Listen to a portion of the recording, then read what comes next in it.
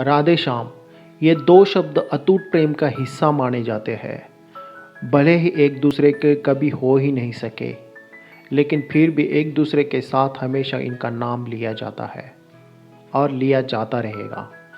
कृष्ण का जन्म, राधा के जन्म, उनकी दोस्ती की कहानियाँ तो बहुत प्रचलित है, लेकिन क्या आप जानते हैं कि राधा की मृत्यु कैसे हुई थी और कैसे उनकी प्रेम कहानी अधूरी रह गई थी?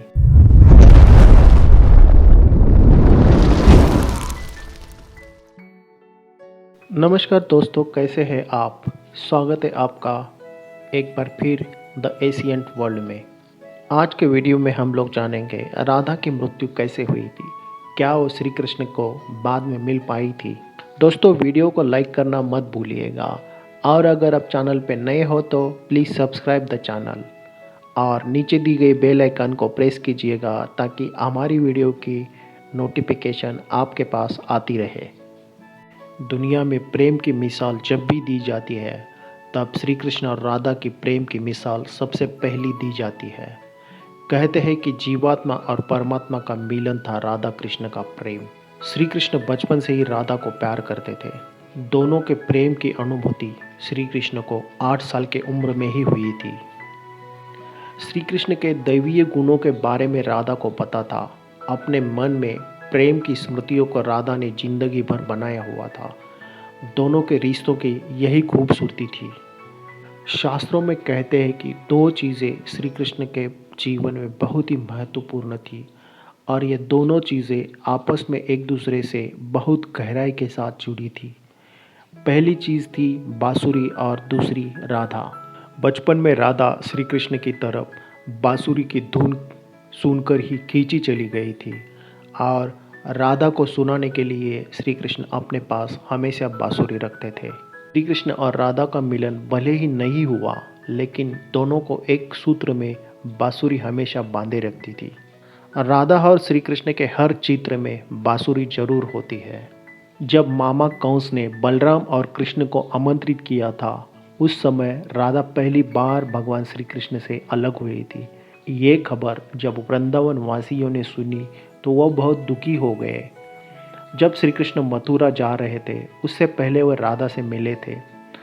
राधा को श्री कृष्ण के मन की गतिविधियों के बारे में पता था। कृष्ण ने राधा को अलविदा कहा और फिर दूर हो गए।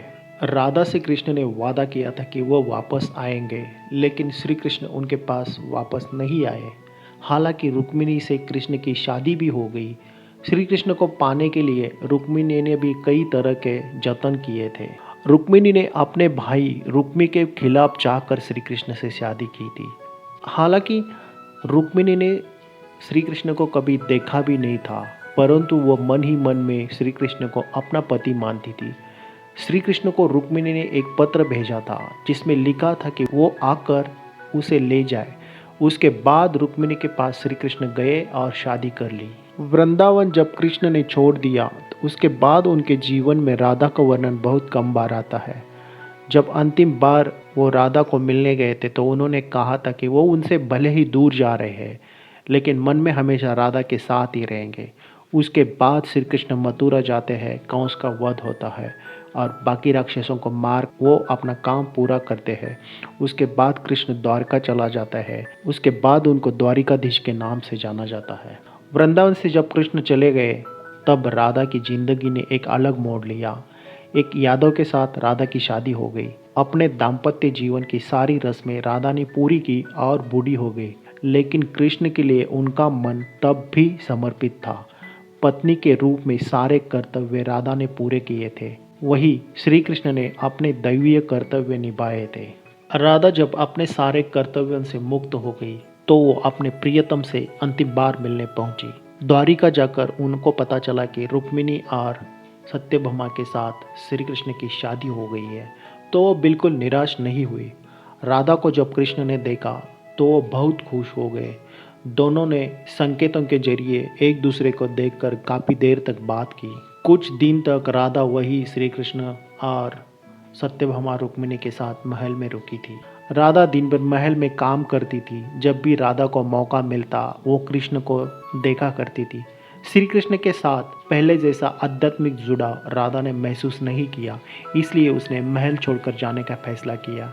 ऐसा फैसला उन्होंने इसलिए किया ताकि श्री कृष्ण के साथ गहरा आत्मीय संबंध वह दूर जाकर दोबारा प्रस्थापित कर पाएगी। वो कहाँ जा रही है इसका पता नहीं था, लेकिन श्री कृष्ण जानते थे। जैसे जैसे समय बीतता गया, राधा अकेली और कमज़ोर हो गई। उस समय उसको श्री कृष्ण की बहुत आवश्यकता थी और भगवान श्री कृष्ण अंतिम बार राधा के सामने आए। राधा से श्री कृष्ण ने कहा कि वो कुछ मांग ले, लेकिन राधा ने इनकार कर दिया। दोबारा जब श्री कृष्ण ने राधा को अनुरोध किया, तब राधा ने कहा कि वो अंतिम बार राधा के लिए बांसुरी बजा दे। बांसुरी लेकर श्री कृष्ण ने बहुत ही सुरीली धुन में बांसुरी बजाने लगे। बहुत देर तक राधा बांसुरी सुनती रही।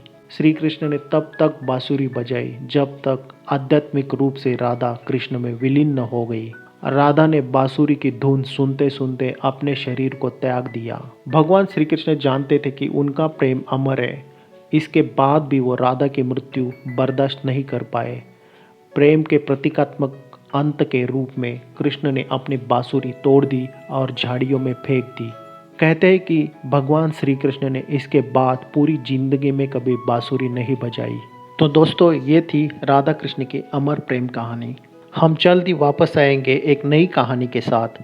तब तक देखते रहिए द एशियंट वर्ल्ड।